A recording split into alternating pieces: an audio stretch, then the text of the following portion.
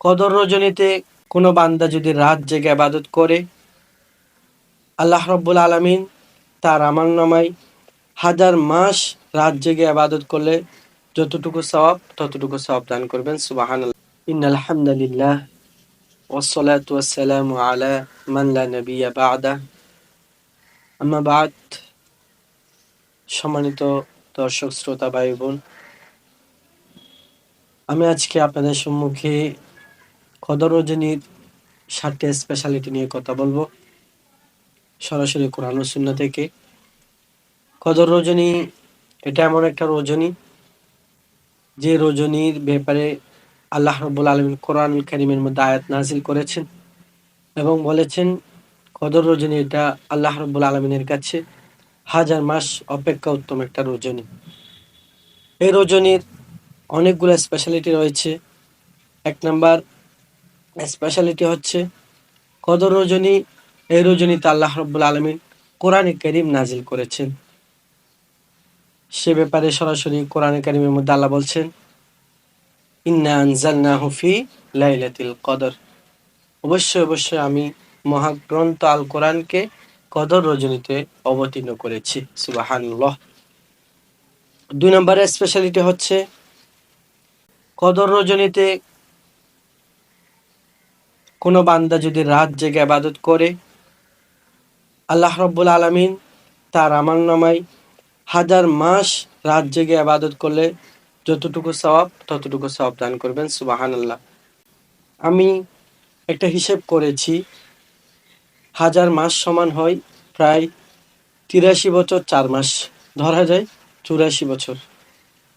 একটা রজনীতে কোনো বান্দা যদি রাত জেগে ইবাদত করে, আল্লাহ রাব্বুল আলামিন প্রায় 84 বছর লাগাতার ইবাদত করার সওয়াব দান করবেন। 3 নম্বর স্পেশালিটি হচ্ছে কদর রজনী এটা একটা বরকতময় রজনী। সে ব্যাপারে কোরআনের মধ্যে আয়াত রয়েছে। আল্লাহ রাব্বুল আলামিন বলছে, ইন্না আনজালনাহু ফি লাইলাতিন মুবারাকা ইন্না কুন্না মুনদিরিন। অবশ্যই আমি কোরআন অবতীর্ণ করেছি বরকতময় একটা রজনীতে। তাহলে কদর রজনী এটা বরকত রজনী। 4 নম্বর স্পেশালিটি হচ্ছে কদর রাতে আল্লাহ তাআলা বিপুল সংখ্যক ফেরেশতা জমিনের মধ্যে অবতরণ করেন, যা অন্য কোনে রাতে আল্লাহ রাব্বুল আলামিন জমিনের মধ্যে পাঠান না। সে ব্যাপারে কোরআনে আয়াত রয়েছে। আল্লাহ বলছে, তানাজ্জালুল মালাইকাতু ওয়ার রূহু ফিহা বিইذনি রাব্বিহিম মিন কুল্লি আম। আল্লাহ রাব্বুল আলামিনের অনুমতিক্রমে অসংখ্য অগণিত ফেরেশতা জমিনের মধ্যে অবতরণ করে।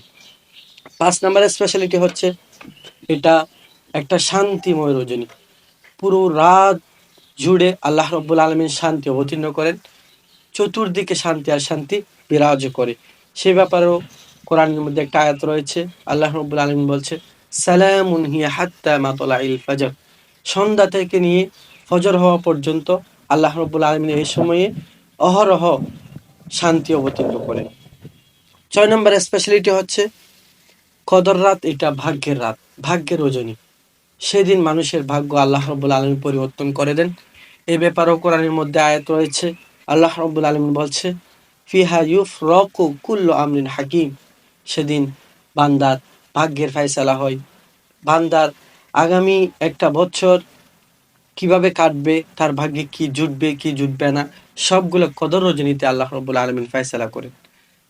7 নম্বরে এ রাতের ব্যাপারে আল্লাহ রাব্বুল আলামিন সাধারণ ক্ষমা ঘোষণা করেছেন। আল্লাহ রাব্বুল আলামিন বলছে, এই রাতে কোনো বান্দা যদি রাত জেগে ইবাদত করে, আল্লাহ রাব্বুল আলামিন তার অতীত জীবনের গুনাহ মাফ করে দিবেন। সে ব্যাপারে হাদিস আছে। রাসূল সাল্লাল্লাহু আলাইহি ওয়াসাল্লাম বলছে, মান কামা লাইলাতাল কদরি ঈমানান ওয়া ইহতিসাবান গুফিরা লাহু মা তাকদ্দামা মিন যামবি। যে ব্যক্তি ঈমানের সহিত এবং ইহতিসাবের সহিত কদর রজনীতে রাত জেগে ইবাদত করবে, আল্লাহ রাব্বুল আলামিন তার অতীত জীবনের গুনাহ মাফ করে দিবেন। তাই দর্শক শ্রোতা, আপনাদেরকে বলবো কদর রজনী এটা আপনারা তালাশ করবেন রমজানের শেষ দশকে, এবং রমজানের শেষ দশকে যে বেজুট রজনীগুলো আছে সে রজনীতে আপনারা কদর তালাশ করবেন।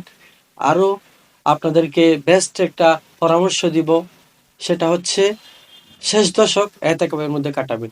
এতেকাফের মধ্যে যদি আপনি কাটাতে পারেন, আপনার হায়াত থেকে, আপনার জীবন থেকে কোনো মতেই কদর রজনী এটা বিলুপ্ত হতে পারবে না, মিস হতে পারবে না। রাসূল সাল্লাল্লাহু আলাইহি ওয়াসাল্লাম আমল ছিল এটা। রাসূল সাল্লাল্লাহু আলাইহি ওয়াসাল্লাম শেষ দশকে এতেকাফ করতেন, যাতে করে কদর রজনীটা রাসূল সাল্লাল্লাহু আলাইহি ওয়াসাল্লামের জীবন থেকে মিস না হয়। তাই আমরা সকলে কদর রজনীকে গুরুত্ব দিয়ে রাত জেগে ইবাদত করে আল্লাহর সন্তুষ্টি অর্জন করব। আল্লাহ পাক রব্বুল আলামিন আমাদেরকে তৌফিক দান করুক। আসসালামু আলাইকুম ওয়া রাহমাতুল্লাহ।